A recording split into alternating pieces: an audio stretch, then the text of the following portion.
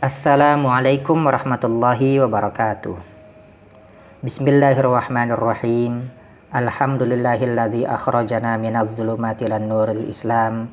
Ahmaduhu subhanahu wa ta'ala ala man aulana minal fadli wal in'am wa ashkuruhu ala man an'ama alaina minal imani wal islam. Asyhadu an la ilaha illallah wahdahu la syarikalah wa asyhadu anna Muhammadan abduhu wa rasuluhu sayyidul anam. Allahumma salli ala sayyidina Muhammadin wa ala alihi wa sahbihil kiram, amma ba'du. Summa ila hadratina bil mustafa sayyidina Muhammadin rasulillah sallallahu alaihi wasallam wa ala alihi wa ashabihi wa azwajihi wa dzurriyyatihi wa ali baitihi. Wa nakhussu khususan ila walidina wa li jami'i masyayikhina khususan ila syekhna wa witana al-bantani wa usulihim wa furu'ihim wa man intasaba ilaihim syai'un lillahi lahum al-fatihah. A'udzu billahi minasyaitonir rajim. Bismillahirrahmanirrahim. Alhamdulillahi rabbil alamin arrahmanir rahim maliki yaumiddin. Iyyaka na'budu wa iyyaka nasta'in ihdinas siratal mustaqim. Siratal ladzina an'amta 'alaihim ghairil maghdubi 'alaihim waladdallin. Amin. Bismillahirrahmanirrahim. Alhamdulillahirabbil alamin. Segala puji bagi Allah yang telah memberikan kita beraneka macam nikmat, mulai daripada nikmat iman, Islam, kesehatan, dan juga yang lainnya. Salawat dan salam semoga selalu tercurahkan kepada Nabi Muhammad sallallahu alaihi wasallam dan juga para keluarganya dan juga sahabatnya serta para pengikut setianya. Baik, pada pertemuan kita kali ini kita akan mengkaji tafsir dari surat Al-Baqarah ayat yang ke-245. Dan seperti biasa, sebelum kita mulai mengkaji kitab tafsirnya, kita akan bacakan terlebih dahulu ayatnya. Semoga dengan membaca ayatnya ini kita bisa mendapatkan rahmat dari Allah Subhanahu wa taala. Mari kita mulai. A'udzu billahi minasyaitonir rajim.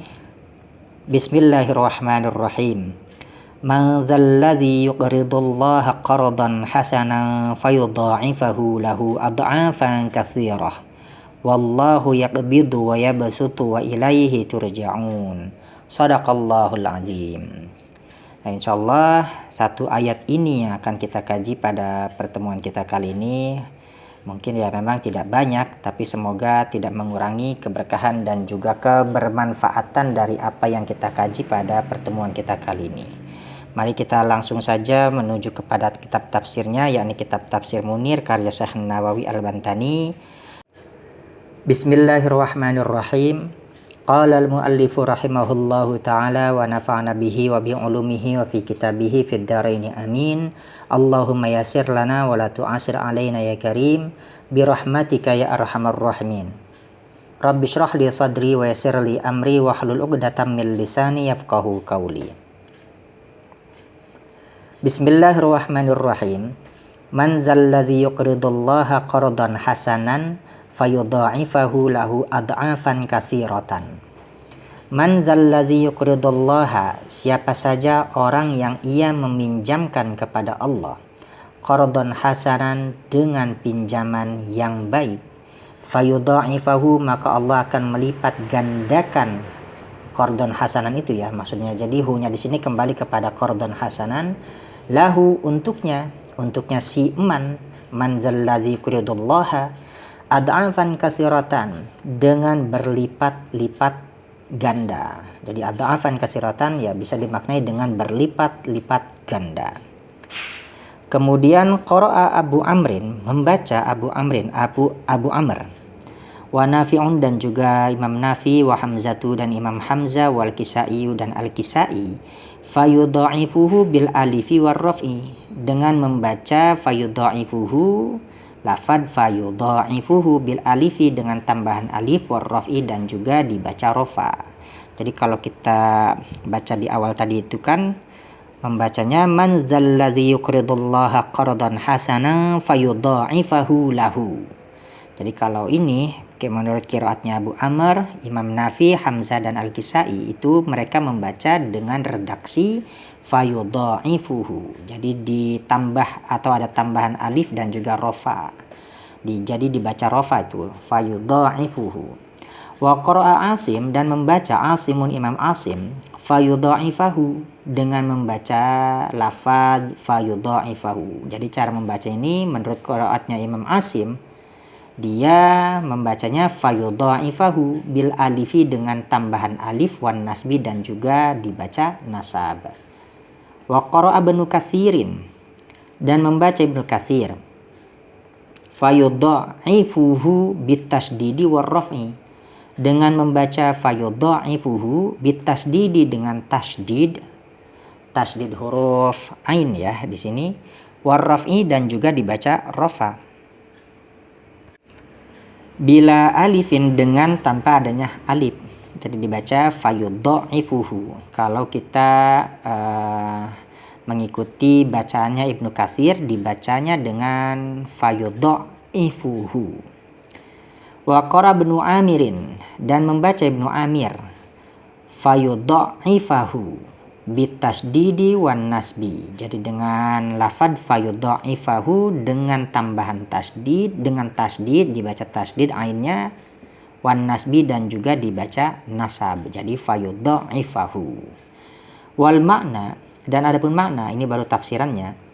Man dzalladzi yu'amilullaha bi infaqi malihi fi ta'atihi sawa'un kana al-infaqu wajiban aw mutatawwa'an bihi mu'amalatan jami'atan lil halalil ladzi la yakhtalitu bil harami lil khalisi minal manni wal adza wa liniyati taqarrubi ila Allah taala. Wah, ini panjang nih, titiknya panjang, sampai situ dulu dah, nanti kita artikan sedikit demi sedikit.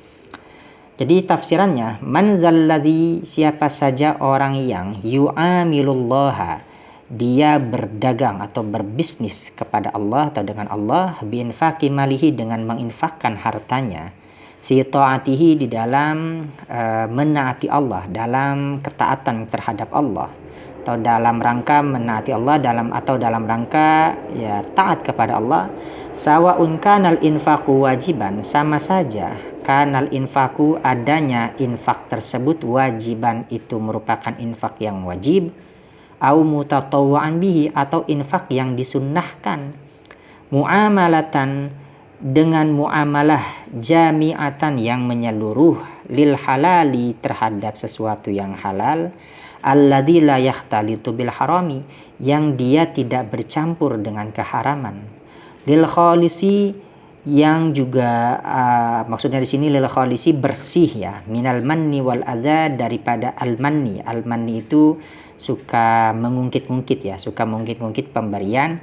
Jadi setelah kita sedekah atau setelah kita berbuat baik, nah ternyata perbuatan baik itu atau sedekah itu selalu diungkit-ungkit lagi. Nah ini nggak boleh ternyata di situ ya. Wal adza, dan juga dengan tanpa adanya al adza, menyakiti. Artinya setelah memberi sedekah itu ya jangan kita menyakiti orang yang kita beri. Waliniyati taqarrubi ilallahi ta'ala, dan untuk niat atau dan karena meniatkan kebaikan itu untuk taqarrub, mendekatkan diri ilallahi ta'ala, kepada Allah. La liriyain, tidak untuk riya, wasum'atin, dan juga tidak untuk sum'ah.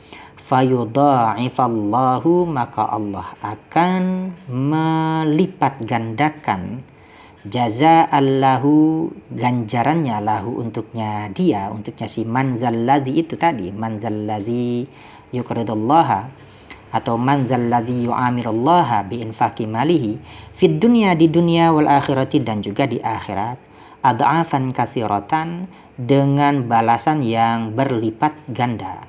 La ya'lamuha, yang tidak mengetahui terhadap balasan tersebut, illallahu, kecuali Allah Ta'ala. Jadi maksudnya siapa saja orang yang dia berinfak atau beramal atau berdagang, berbisnis. Jadi ini dikatakan infak itu maksudnya berbisnis dengan Allah.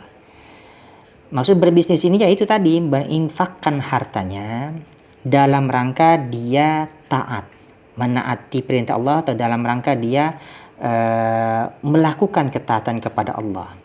Sama saja infak yang dilakukan itu apakah infak yang wajib ataukah infak yang sunnah. Ya, infak yang wajib itu kayak zakat dan yang lain-lainnya. Ada infak yang sunnah ya sedekah biasa. Yang dia menginfakkannya itu dia ambil dari harta-hartanya yang halal. yang tidak juga hartanya itu bercampur dengan sesuatu yang haram.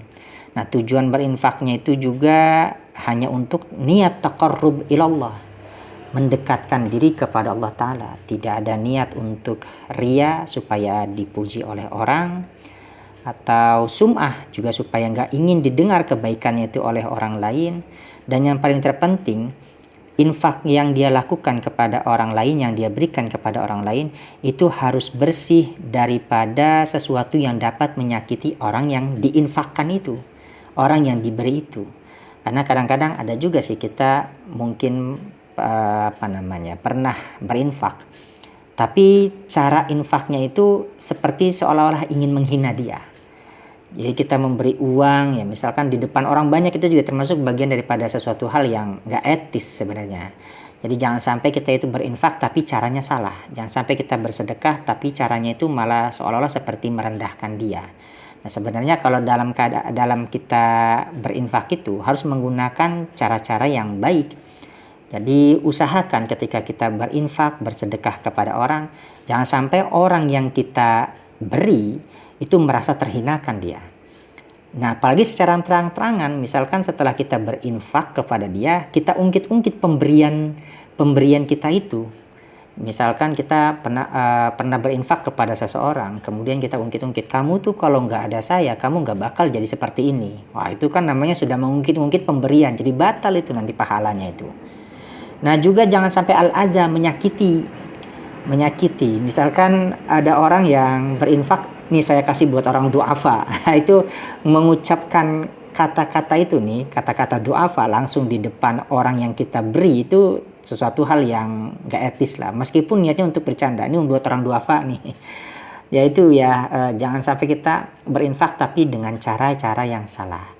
Begitu juga fenomena yang terjadi sekarang ini, ramai kita memberikan hadiah atau mungkin juga sedekah kepada anak yatim, tapi dengan cara mereka dipertontonkan di depan umum. Ini kritik buat kita semua atau buat panitia-panitia yang suka mengadakan acara peringatan hari besar Islam, yang kemudian di dalam acara tersebut diadakan kegiatan santunan. Nah, santunan anak yatimnya kemudian dipanggil satu persatu maju ke depan. Nah, ini menurut saya juga nggak etis. Karena nggak etisnya mereka itu seperti dipertontonkan kesulitannya itu, dan kita mempertontonkan seolah diri kita itu sebagai orang yang dermawan. Jadi kalau bisa dalam berinfak itu, misalkan kita bersedekah kepada anak-anak yatim, ya dengan cara-cara yang etis lah. Jangan sampai anak-anak yatim itu disuruh maju ke depan dan dipertontonkan di halayak ramai dan mereka diberi. Ya mungkin niatnya bagus, tapi cara-cara yang seperti itu selayaknya kalau bisa dihindari lah. Diganti dengan cara-cara yang lebih elegan. Jangan sampai kita niat berinfak tapi dengan cara membuat mereka itu malu, karena dikhawatirkan nanti itu akan mengurangi ganjaran kita juga. Kemudian kalau orang yang sudah berinfak dengan cara yang ikhlas, hartanya halal, yang diberi pun juga senang, tidak ada niat ria, tidak ada niat untuk sum'ah, ingin didengar orang kebaikannya itu, maka nanti Allah akan berikan untuk dia itu pahala yang berlipat ganda, yang tidak ada yang mengetahui berapa pahala yang akan didapatkan untuk dia, kecuali hanya Allah saja yang tahu gitu. Kemudian dilanjut, wa qad ruwiya anhu sallallahu alaihi wasallam, dan telah diriwayatkan dari Nabi sallallahu alaihi wasallam, annahu qala, sesungguhnya Nabi sallallahu alaihi wasallam bersabda, man lam yakun indahu ma yatasaddaqu bihi falyal'anil yahuda fa innahu lahu sadaqatun. Man lam yakun indahu ma yatasaddaqu bihi, siapa saja orang yang tidak ada di sisinya ma yatasaddaqu bihi, sesuatu yang ia bisa bersedekah bihi dengannya, falyal'an al yahuda, maka hendaknya dia melaknat al yahuda, orang Yahudi. Fa innahu, maka sesungguhnya melaknat terhadap orang Yahudi, lahu bagi orang tersebut, shadaqatun, itu bernilai sedekah. Ini kata Nabi nih ya, Siapa saja orang yang ingin bersedekah tapi nggak punya sesuatu yang untuk bisa dia sedekahkan, maka hendaknya dia melaknat orang Yahudi, karena sesungguhnya melaknat orang Yahudi itu bagian daripada sedekah. Ya, ini hadisnya memang ekstrim, tapi ya begitulah adanya hadisnya. Wa yurwa, dan diriwayatkan annahu lamma nazalat hadhil ayatu, ketika turun hadhil ayatu, ayat ini, qalatil yahudu, berkata al yahudu, orang-orang Yahudi, innallaha, sesungguhnya Allah fakirun, itu fakir, wa nahnu, dan kami, ini kata orang Yahudi, agniya, itu orang-orang kaya, fahuwa yatlubu minnal qarda, maka Allah yatlubu, meminta, minna, dari kita, al qarda, kan pinjaman. Jadi ketika turun ayat ini, ini orang Yahudi ternyata meledek. Jadi dia ngeledek, atau apa bahasa kita itu sekarang itu ya ngerasa mencerca gitu lah. Kok bisa Tuhan itu meminta pinjaman kepada makhluknya, kepada manusia? Berarti kalau gitu nih, kata orang Yahudi, Allah itu adalah fakir dan kita ini orang kaya. Dari mana buktinya? Ya karena Allah sendiri meminta bantuan kepada kita. Ini kata orang Yahudi. Maka boleh jadi wajar kalau seandainya Rasulullah itu mengeluarkan statement yang keras untuk orang Yahudi ini. Jadi siapa saja yang dia pengen bersedekah tapi nggak punya sesuatu yang bisa untuk disedekahkan, maka silahkan laknat orang Yahudi. Karena itu merupakan bagian daripada sedekah. Jadi wajar ya kalau seandainya Nabi mengeluarkan hadis berkata seperti ini terhadap orang Yahudi, ya karena memang memiliki latar belakang yang seperti ini. Jadi mereka ini meledek Allah, meledek Tuhan, ya, dimana mereka meledek atau menghina Tuhan sebagai zat yang fakir, dan mereka menganggap diri mereka itu orang-orang yang kaya disebabkan Allah itu mencari pinjaman kepada manusia, begitu. Nah kemudian wallahu yaqbidu wa yabsutu, wallahu, dan Allah yaqbidu, Allah menyempitkan, wa yabsutu, dan juga Allah melapangkan, ayaqbidur rizqa amman yasha'u, artinya Allah menyempitkan ar-rizqa, rizki, amman yasha'u, dari orang yang ia kehendaki, walau amsakahu anil infaqi, sekalipun orang tersebut menahan dirinya anil infaqi, dari berinfak, wa yabsutuhu ala man yasha'u, dan Allah juga meluaskan atau melapangkan ala man yasha'u, atas orang yang dia kehendaki, walau anfaqa minhu katsiran, sekalipun orang tersebut menginfakkan minhu, dari sebagian rezekinya, katsiran, maksudnya menginfakkan hartanya banyak, menginfakkan banyak daripada sebagian harta yang dia miliki. Jadi maksudnya di sini Allah itu bisa saja menyempitkan dan juga melapangkan rezeki seseorang, sekalipun orang tersebut menahan hartanya untuk berinfak dengan tujuan supaya dia ingin memperkaya atau ingin memperbanyak hartanya, menumpuk-numpuk hartanya. Ya Allah bisa saja menyempitkan rezeki tersebut, rezeki untuk orang tersebut, sekalipun dia tumpuk-tumpuk harta itu, dia simpan harta itu, dia tidak mau berinfak dengan tujuan supaya dia tidak jatuh miskin. Tapi kalau Allah sudah berkehendak kamu harus jadi orang miskin, meskipun kamu tahan harta kamu dengan cara kamu tidak menginfakkan, maka kamu bisa jadi miskin, gitu maksudnya. Dan Allah juga bisa saja melapangkan rezeki seseorang sekalipun dia terus menerus menghabiskan hartanya untuk sedekah. Jadi kalau begitu ya jangan takut sedekah kalau memang kita mampu. Dan juga jangan terlalu boros juga dalam hal sedekah juga, jangan terlalu boros, jangan terlalu jangan terlalu royal, jangan terlalu juga pelit. Ya sesuaikan dengan kadar kepantasan dan kadar kelayakan. Ya orang yang gajinya itu mungkin 10 juta ya sedekahnya sebulan 100 atau 200 ribu ya masih layak lah, masih ideal lah. Atau sedekahnya 300 ribu sebulan ya masih ideal lah. Tapi kalau seandainya 10 juta sebulan, misalkan dapat gaji 10 juta sebulan, nah nggak sama sekali dia bersedekah. Artinya dia genggam hartanya itu, dia tahan hartanya itu dari sedekah, itu termasuk orang yang pelit gitu. Jadi ya untuk masalah ukuran sedekah itu seberapa pantasnya, ya disesuaikan dengan kadar kelayakan dan kepantasan itu. Kemudian awil makna atau ada makna yang lain, wallahu yaqbidu ba'dal qulubi hatta la aqdama yuqdimu hatta la tuqdima ala hadhihi ta'ati wa yabsutu ba'daha hatta yuqdima ala hadhihi ta'ati. Nah, ini ada tafsiran yang lain, wallahu dan Allah yaqbidu, Allah menggenggam. Artinya menggenggam di sini ya menggenggam ya. Allah menggenggam ba'dal qulubi akan sebagian hati hatta la tuqdima ala hadhihi ta'ati, sehingga hati tersebut tidak mampu mendatangkan atau mengusahakan ala hadhihi ta'ati, atas ketaatan ini, maksudnya sedekah ini.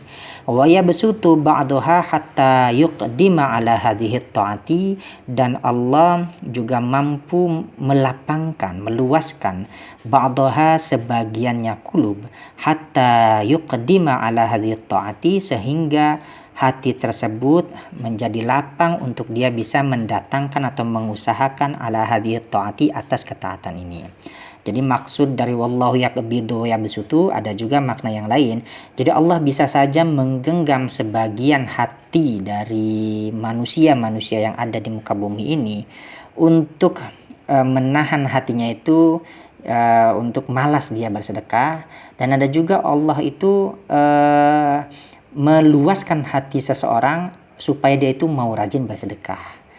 Jadi orang yang bersedekah itu adalah orang-orang yang mendapatkan rahmat berupa hatinya itu diluaskan oleh Allah untuk bisa bersedekah.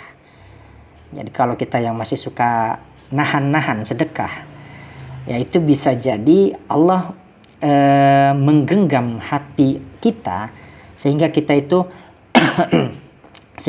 itu jadi malas untuk bersedekah. Dan kalau kita rajin bersedekah dan tidak pernah khawatir akan kekurangan harta dengan sebab sedekah tersebut, ya kita harus bersyukur. Itu disebabkan karena Allah meluaskan hati kita sehingga hati kita itu mau melakukan sedekah itu tadi.